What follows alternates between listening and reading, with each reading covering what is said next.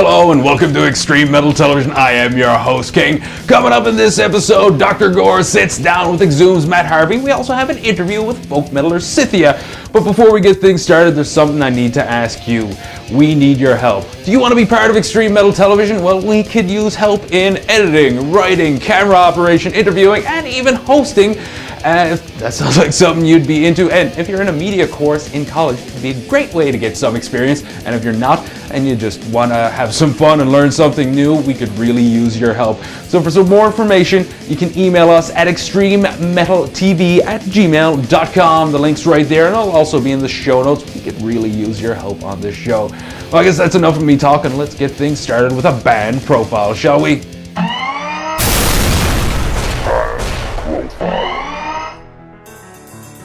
Hallows Die was formed in 2006 in Mississauga, Ontario. They've released two albums, 2008's self-titled EP and 2009's World of Ruin. The band is currently working on a brand new album. Actually, we're just starting recording it when we get back. It should be like 9 or 10 songs or so. It's going to be called Masks. Hopefully it's a real departure from what we were doing before, but hopefully it'll appeal to a wider audience. That's what we're aiming for anyway, so it's kind of more away from the melodic death metal stuff and kind of more into the prog type stuff. So it's a bit of a detachment, but we kind of just did what we felt like. Basically something you wouldn't want to classify in any specific genre.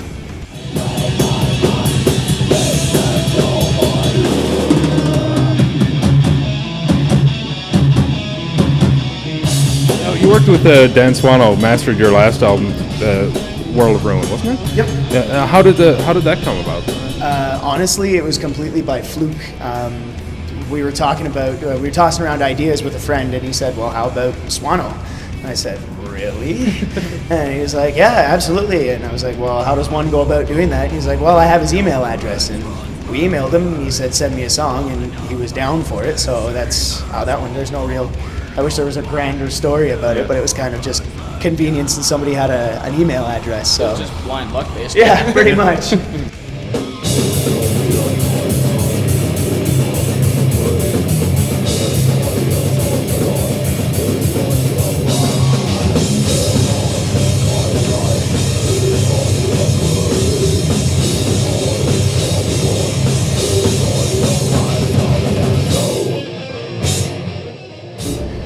The big thing for us is like we hate actually going out on the road and meeting all these solid people, and then there being a gigantic gap between the next time you see them. It feels like you're losing momentum, right? It distances yourself or us from the people that we've met. So we're gonna try to steadily keep on the road while we're doing the whole album. Not like right in the middle of recording, but like once we get sections done, then we'll do stints out just so we can kind of maintain the relationships, right? Yeah. So hopefully we'll be back out west soon, but that's kind of a long trek. It's just too much. It's just too much fun coming out this way. Like getting out of our hometown from time to time. Well, yeah, Western Canada rocks. You guys are amazing. We cannot wait to come back. Yeah, we will be back. You can count on that. But yeah.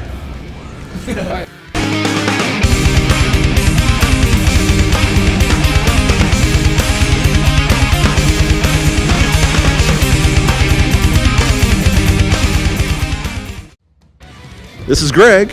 And this is Joe. And we're with Exit Strategy. And you are watching Extreme Metal Television. Exhumed released their debut album Gore Metal in 1998 and went along to release 3 other albums before going on hiatus in 2005. Exhumed recently reformed and released their new album, All Guts No Glory. And we asked guitarist vocalist Matt Harvey why now was the best time to reform. There's a few different reasons. I mean, for me, like I needed a break personally. And What kind of stuff were you doing? I was just, I did a couple thrash metal bands, and I also just kind of relaxed and hung out. I got like a real-ish job and stuff like that, and just kind of like chilled out. And it's like when our original drummer and I started the band in '91. I mean, we were doing it from '91 to like 2003 together, and then I did it for a couple more years after he left. And 14 years is a long time for anything like a business or marriage or a restaurant or whatever, whatever the fuck you're doing. I mean, it's a long time, and it's tough not to get burnt out after that long. And back then in 2005, the death metal scene was kind of moving in one direction only, which was sort of like more technical and like fancy like trick blast beats and stuff like that, and it's just not really our thing. We're much more like kind of old school, simple band. Our influence is more from like rock and roll and thrash metal and like punk rock. So I think nowadays the scene's a bit more open, with Autopsy kind of coming back, and Voltor coming out doing some more shows, and some of the older bands getting back into it. I feel like we fit in a little bit better now than we did 6 years ago. And mostly though, just we needed some time off to recharge, and even just evaluate if we wanted to do this anymore, and kind of like get some perspective on it.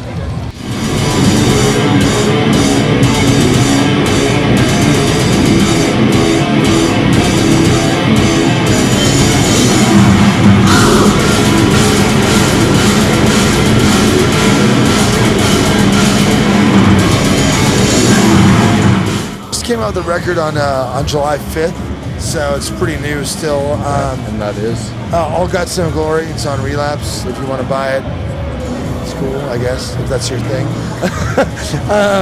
So we're gonna be out promoting that record a lot. Once we get done, we have like 4 days off. Then we go to Europe for some festivals. Then we're going back to Europe with Symbolic Carnage again for like 3 weeks or so. And then we have another like Eastern U.S. Canada tour where we'll hit, New York, Toronto, Montreal, Florida, and all those kind of places. That's gonna be with us, Goat Horse, Symbolic Carnage again, and Havoc. So that should be a lot of fun. That'll take us basically up to like the end of November, and probably relax for a couple months there, and then get started again next year. We asked Matt how he thought the metal scene had changed from the early days of death metal to our modern internet age, and this is what he had to say. I think it's a little bit cooler now. When we started out, even before gore metal, like in the early 90s, the scene was like really segmented. Like your thrash metal people were into thrash, your death metal people were into death metal, and it was very kind of like compartmentalized. And then black metal came out, and black metal people weren't into death metal, and blah, blah, blah. And, nowadays it kind of seems more like everybody's sort of in it together, and because we do draw influences from, like I said, like a lot of bands like Amoebix or Old Corrosion of Conformity and Black Flag and stuff like that, as well as like classic metal like Deep Purple, and then kind of mix that in with death metal and grindcore. It's a lot better environment for us. It's like we're into all kinds of music, not just metal but everything, and we don't want to get sort of like pigeonholed in a box where it's like, well, I like these 4 bands and that's it. And nowadays it's cool seeing tours with thrash bands and black metal bands and death metal bands and grind bands or crust bands, and everyone's kind of working together towards just having a good time and making the scene like a positive place for people to come in and hang out and have fun. Really, that's all it's about. So I think the scene's a lot healthier now than it was 10 years ago. It's good to see. Here's the thing I'll say about the internet. Bands have never really made money through album sales. Bands make money from playing live and selling t-shirts. You can't download a t-shirt, and watching a show on YouTube is not the same as going to a show and rocking out. It's just never, that is not replaceable.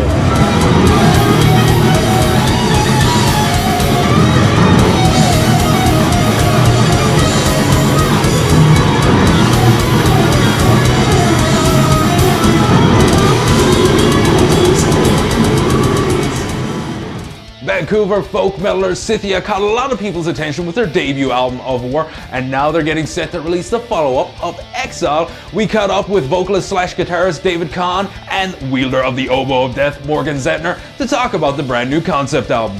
The story behind the album is it's sort of a myth in sort of what I classify a myth as, in that it sort of it deals with an aspect of a person or a person's psyche, and sort of it shows the conflict and the resolution in that.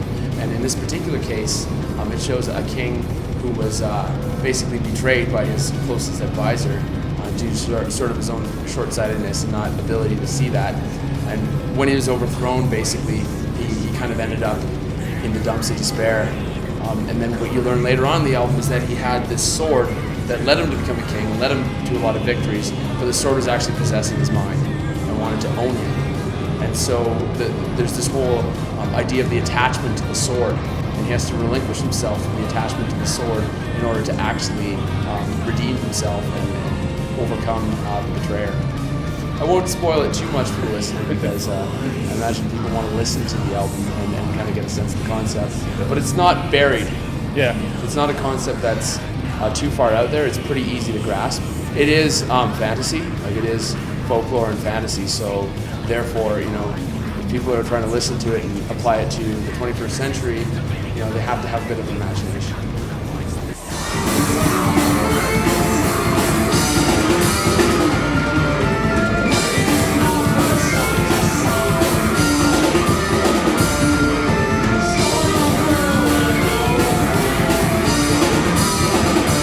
Now, there's been some changes in the band since the last album of War, namely the introduction of the oboe. How did that affect the writing process of Exile? Well, it is drastically different, obviously. Of Exile has more of a medieval quality to it, and there's more dynamic, I find, on Of Exile as well, in that our new drummer, she has a lot of, for a female drummer especially, she has a lot of stamina and endurance and strength to really kick up the double kicks. So we're able to then become a little bit more intense with where we go with things. Also, having the addition of the oboe, it's a completely different instrument, obviously, from the fiddle or violin. Another thing with the oboe is it has a little bit more dynamic in where it can go. It can have a few different sounds. It can sound like a lead guitar, or it can sound more like a sort of a background woodwind instrument. So that was a really cool thing. Personally, I do most of the composing, and what I found was with the oboe, I was working with a different range for the instrument.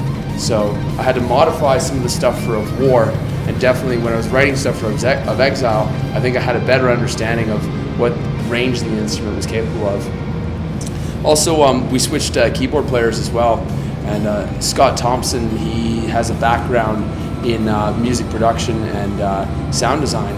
So he was it was really cool to bring somebody in who had the ability to do sort of cinematic passages, very much like a movie score.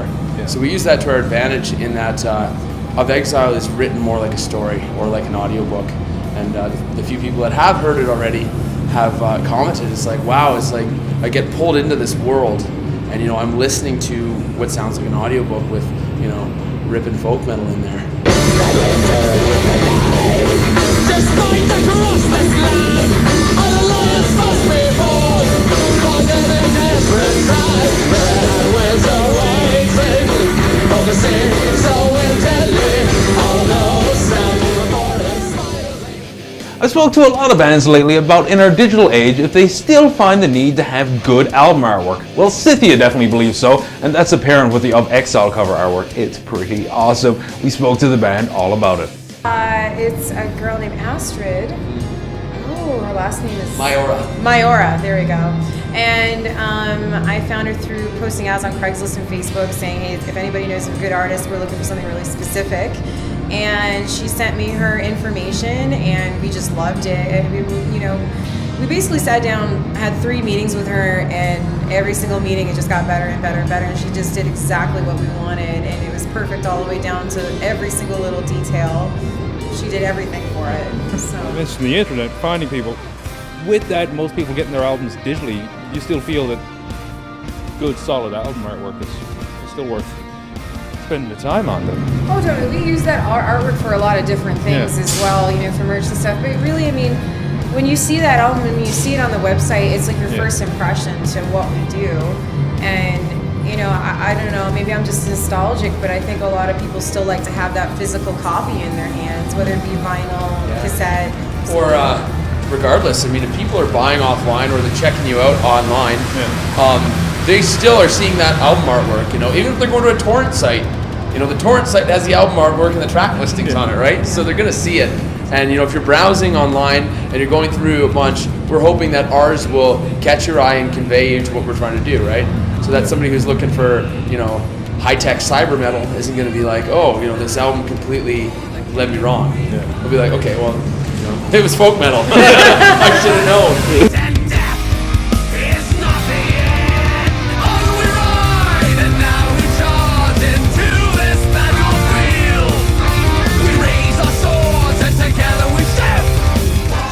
Well, that's going to do it for another episode of Extreme Metal Television. We'd like to thank all you guys for watching, and keep your comments and questions and suggestions coming. It really, really helps us out a lot. And once again, if you'd like to be part of the show, we could really use the help. And it's a lot of fun. You get to go to concerts, you get to talk to bands, and listen to a lot of heavy music. There's absolutely nothing wrong with that. Once again, you can email us at extrememetaltv@gmail.com right there. And before we let you guys go, we're going to leave you with a little bit of Macabre and when they were in town here, and they're going to be coming up on the next episode of Extreme Metal Television. But until then, see ya.